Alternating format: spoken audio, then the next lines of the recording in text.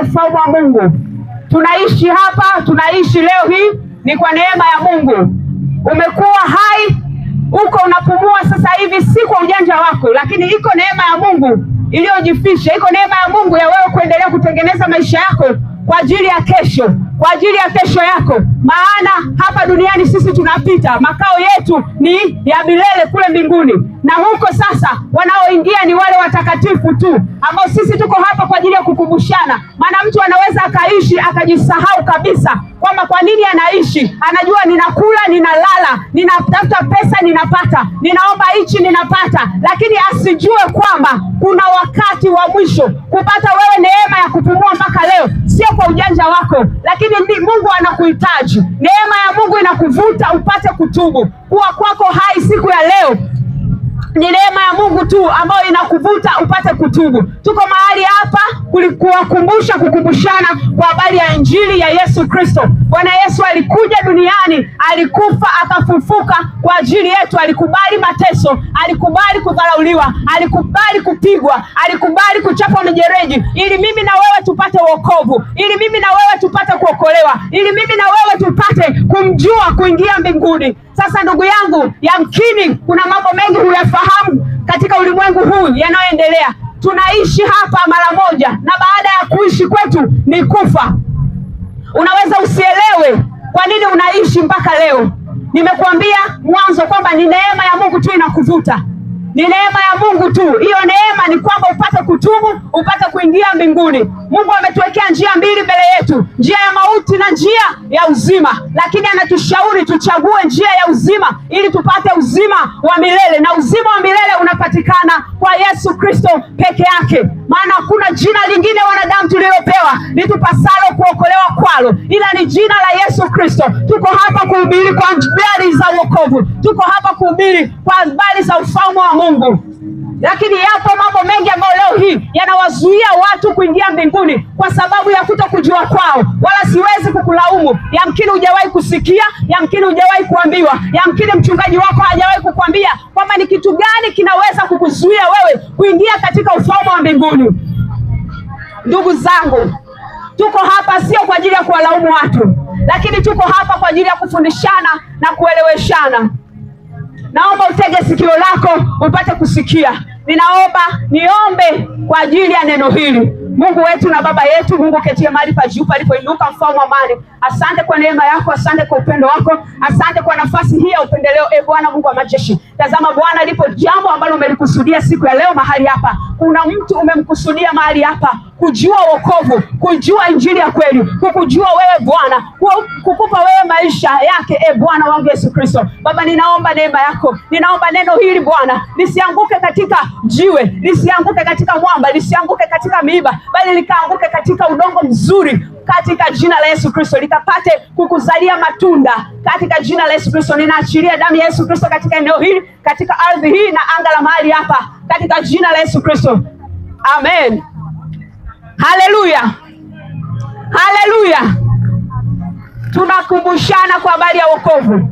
Maisha yetu hapa duniani yanapita sana, na baada ya kufa sisi ni hukumu. Kila mtu atasimama mbele za Mungu, atatoa hesabu ya maisha yake aliyoishi hapa duniani. Kama ulikuwa ni mzinzi, matendo yako yatafuatana na wewe. Mahali utakapokwenda ndipo matendo yako yatafuatana na wewe. Mtu hawezi kuingia mbinguni akiwa ni mzinzi na ni mwasherati. Kuna watu wamekuwa sio waaminifu hata katika ndoa zao. Yamkini uko hapa unanisikia, haujawa mwaminifu kabisa. Yamkini unasema nimeokoka, namjua Bwana Yesu, ninaomba, ninanena kwa lugha, lakini umekuwa sio mwaminifu. Umekuwa sio mwaminifu katika ndoa yako, umekuwa sio mwaminifu kwa wenzako, umekosa uaminifu hata wa vitu vidogo vidogo. Umekuwa ukibeba vitu vya watu pasipo kuomba kwa watu. Umekuwa ukijifanyia maamuzi yako mwenyewe na pasipo kupata kibali kutoka kwa yule mwenye kitu chake. Haleluya. Tunawakumbusha maisha yetu hapa duniani ni mafupi sana. Ni mafupi sana. Ninakukumbusha kwamba wewe baba, wewe binti, wewe mama unayenisikiliza, ninakukumbusha kwamba utengeneze maisha yako. Maana hapa duniani tunapita tu. ninakukumbusha kutengeneza maisha yako. Umpokee Bwana Yesu Kristo leo kuwa ni Bwana na Mwokozi wa maisha yako, upate kuingia mbinguni. Yapo mambo mengi ambayo yanawazuia watu wengi kuingia mbinguni.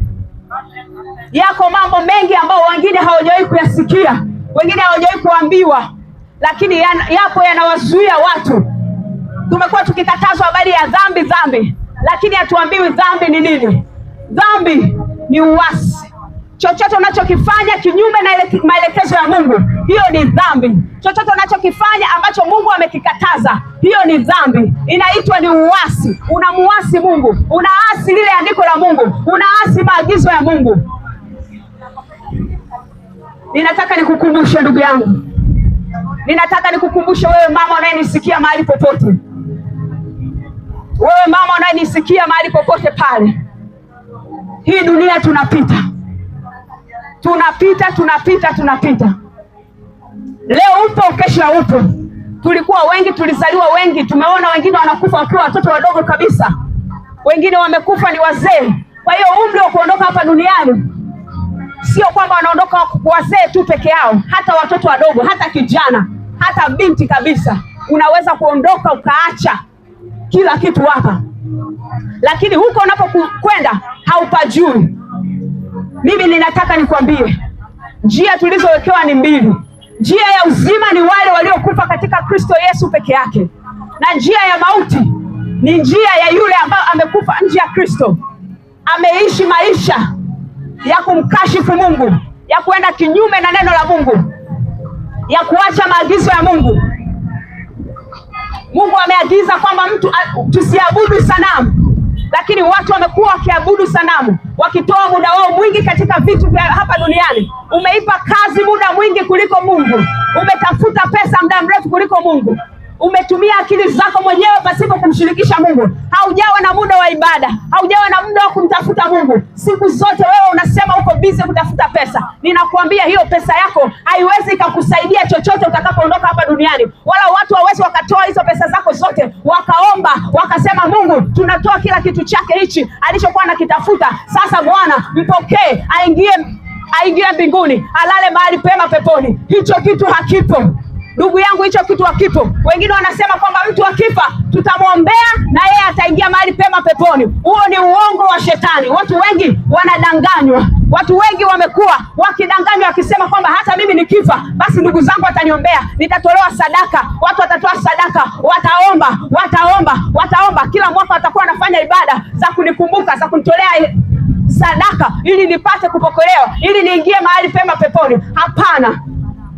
Matendo yako yatafuatana na wewe ndugu yangu. Hicho unachokifanya leo, neno la Mungu linasema apandacho mtu ndicho atakachovuna. Mungu hadhihakiwi. Uko hai, unapumua, mshukuru Mungu. Ni neema kubwa sana ya wewe kutengeneza maisha yako leo. Ni wewe ni saa ya kubadilisha njia zako na kumgeukia Mungu. Saa ya wokovu ni sasa. Wala sio kusubiri kusema kwamba nitatubu kesho, au ngoja nipate mke, au ngoja nipate fedha, au ngoja nijenge, au ngoja ninunue magari ndio nitaweza kumpa Mungu wangu maisha. Nakwambia kuna yule tajiri aliyekusanya vitu, akakusanya magara yakajaa, akasema sasa nile nishibe niburudishe nafsi yangu, asijue kitu gani kitatokea siku ya kesho. Ndivyo leo wanadamu wengi walivyo. Wamekuwa wakiweka hazina nyingi hapa duniani, na kusahau kwamba kuna mwisho. Yamkini kile unachokikusanya, unachoweka fedha unazoendelea kuzikusanya na kujaza mabenki na kujaza kwenye vibubu na kusema kwamba nitaokoka, muda si upo. Ukasahau kabisa. Ukasahau kama kesho hauijui. Kuingia kesho ni neema kubwa sana. Kuingia kesho ni zawadi ambayo haijawahi kutokea. Kwa sababu kesho utakapoingia, wewe unaweza kupata fursa ya kutengeneza maisha yako na kuingia mbinguni. Sekunde moja ni ya muhimu sana kwa mwanadamu. Sekunde moja ni ya muhimu sana kwenye maisha ya mwanadamu. Watu wengi wamekataa wokovu, wamemkataa Mungu, wamekuwa busy na mambo yao. Tuko hapa kukumbushana ndugu zangu. Hatupo hapa kulaumiana. Yamkini labda mambo ya dunia yamekusonga mpaka umesahau haujawahi kusikia habari zozote za Mungu. Umekuwa bize muda wote uko barabarani, umekuwa bize muda wote unatafuta chakula, haujawahi kusikia habari za kuhusu ufalme wa Mungu na Bwana Yesu Kristo. Bwana Yesu anakuita utubu. Bwana Yesu anakuita utengeneze maisha yako. Umpe maisha yako apate kukutengeneza, apate kukubadilisha.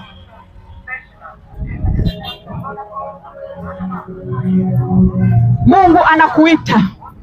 Mungu anakuita ndugu yangu. Yamkini baadaye haupo.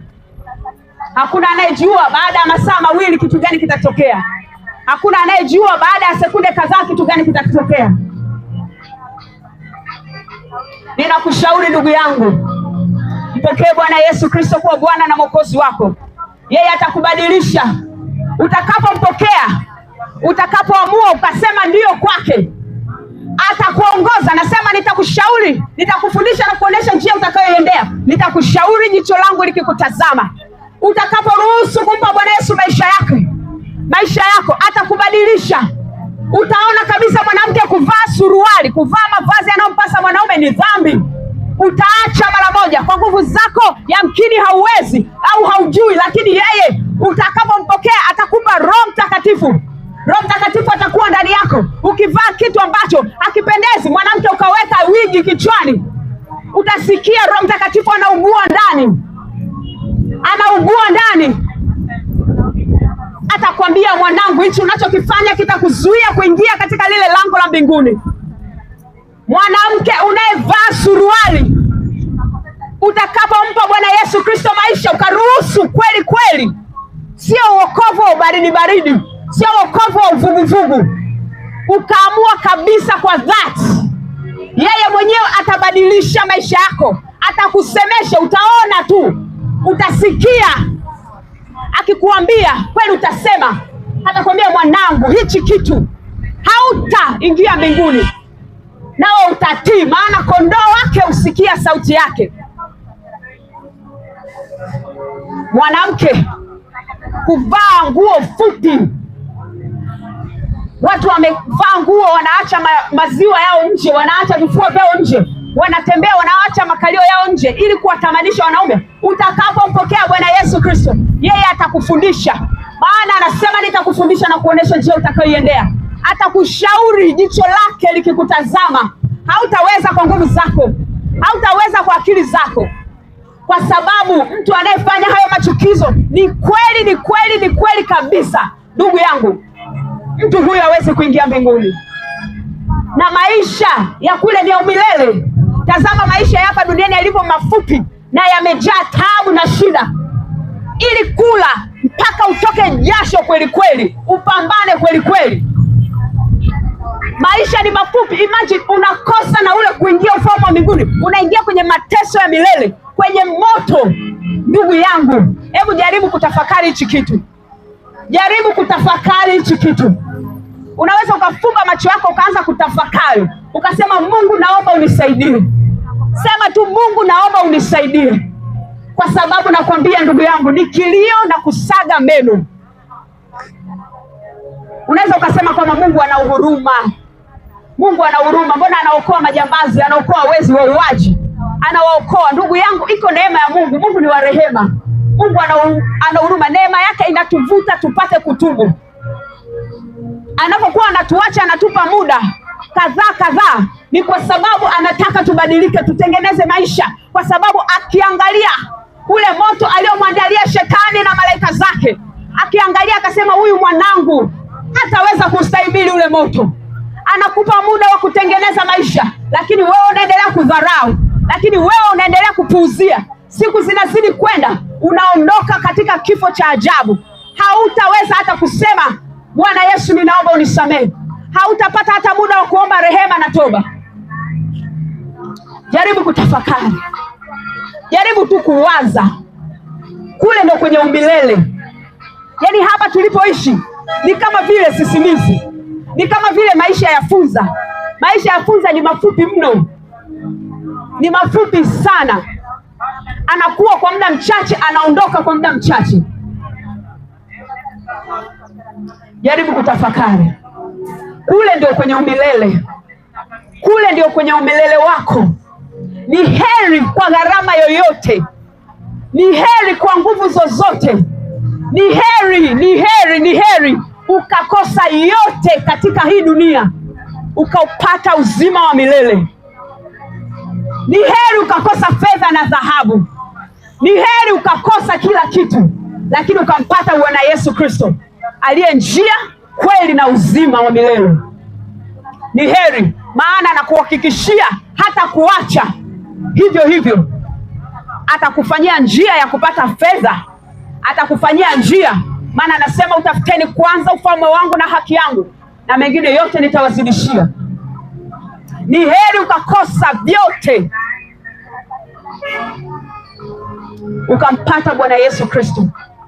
Yeye ndiyo njia, kweli na uzima. Ndugu yangu, ni huzuni sana kama utakufa katika dhambi. Itakuwa ni kilio sana kama utakufa hujatengeneza maisha yako. Hautakuwa na la kujitetea mbele ya kiti cha enzi.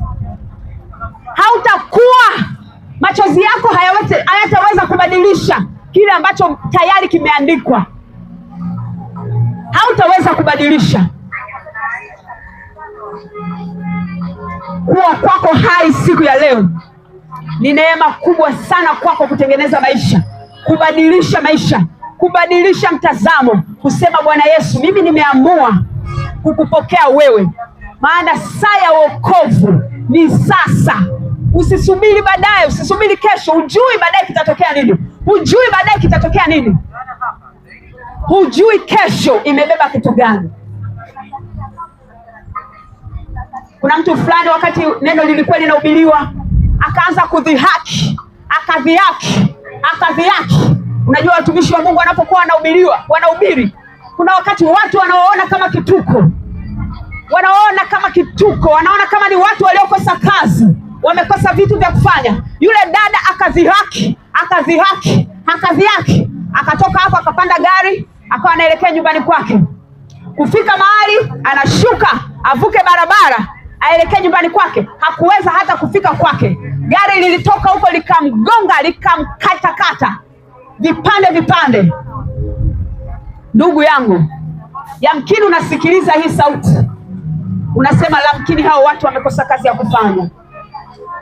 Sisi tunajaribu kukumbushana tu, kwa sababu roho yako ina thamani kubwa sana katika ufalme wa Mungu. Mtu mmoja anapotubu, mtu mmoja anapomkabidhi Bwana Yesu Kristo maisha yake, mbinguni ni sherehe kubwa sana. Mbinguni ni sherehe kubwa sana. Malaika wanafurahi, wanashangilia mno. Hata mimi nitakapokuona umekubali, unasema sasa mimi kwa kweli haya maisha yanitosha, maana fedha haijawahi kujaa, fedha haijawahi kunitosha, fedha haijawahi kumaliza matatizo yangu hata siku moja, fedha haiwezi kunipeleka mbinguni. Ninaamua kumpa Bwana Yesu Kristo maisha yangu.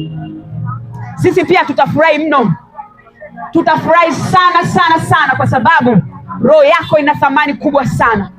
Mungu hapendi hata mmoja apotee.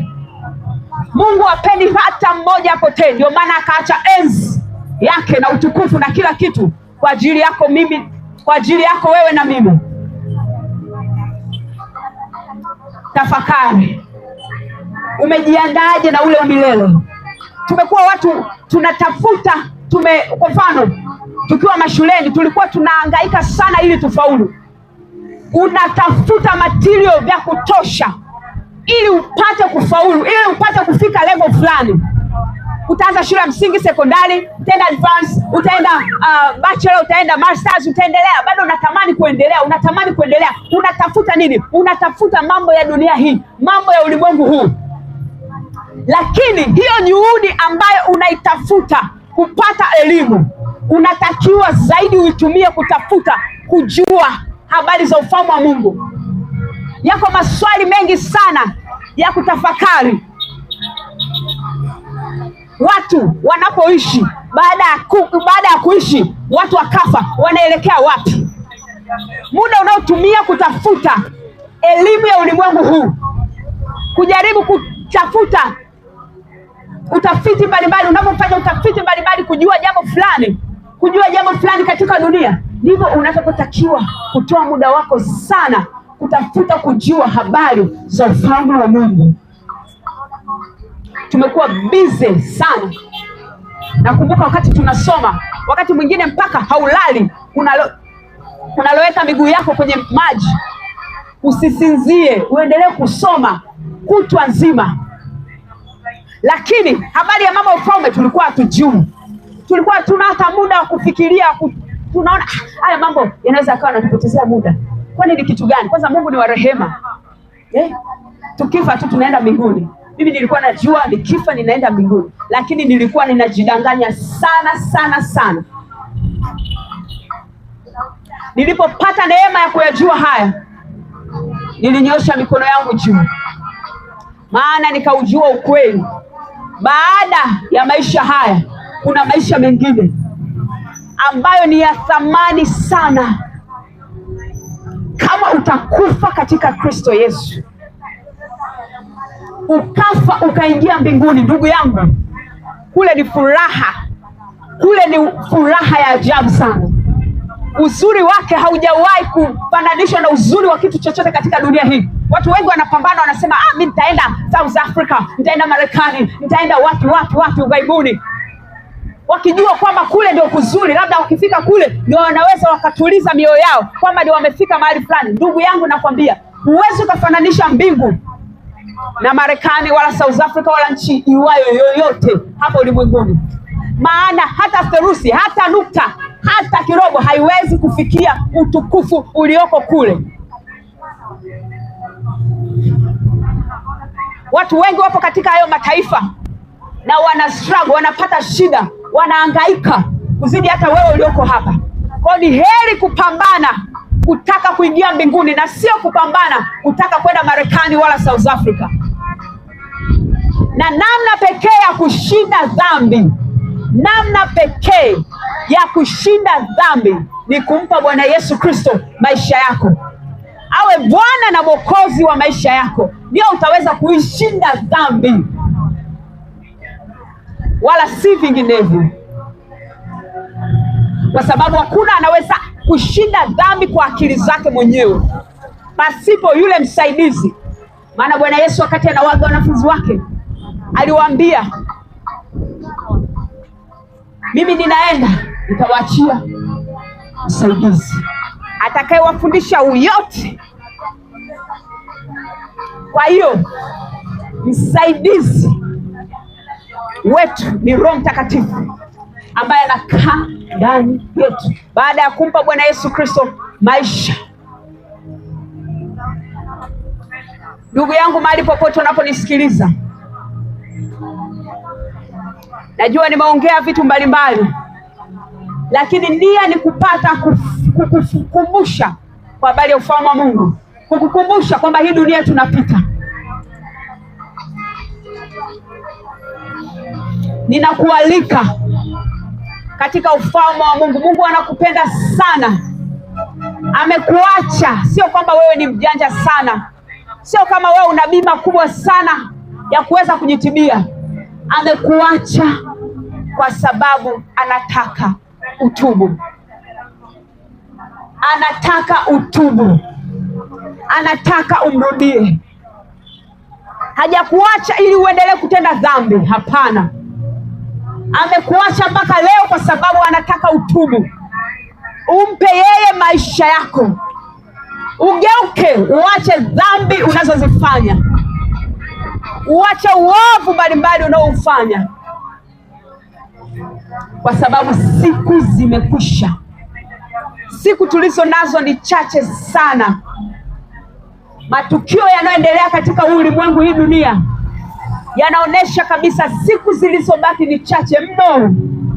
Usipoteze hiyo nafasi, usipoteze hii nafasi ya wewe kuwa hai. Usipoteze. Ukishaondoka, ndugu yangu, kufumba na kufumbua, utakujikuta sehemu ya ajabu sana. Utawakumbuka ndugu zako, utatamani hata upewe sekunde utengeneze, upate sekunde utubu, lakini hautapata. Lile geti la rehema litakuwa limefungwa.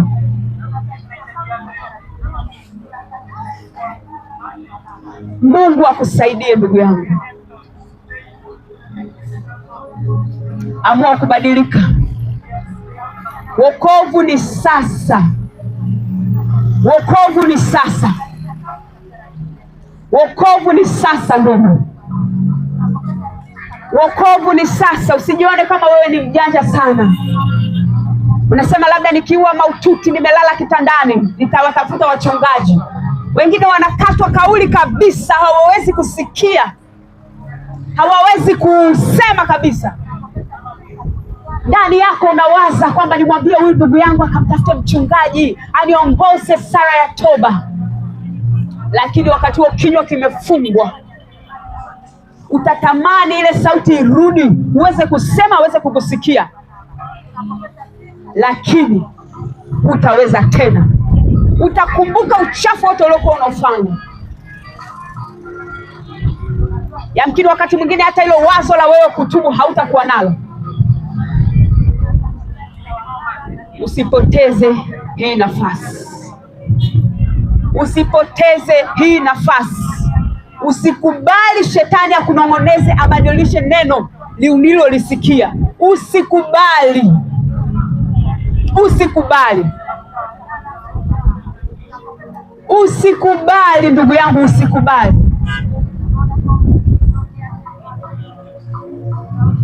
Ufalme wa Mungu unatekwa na wenye nguvu peke yake.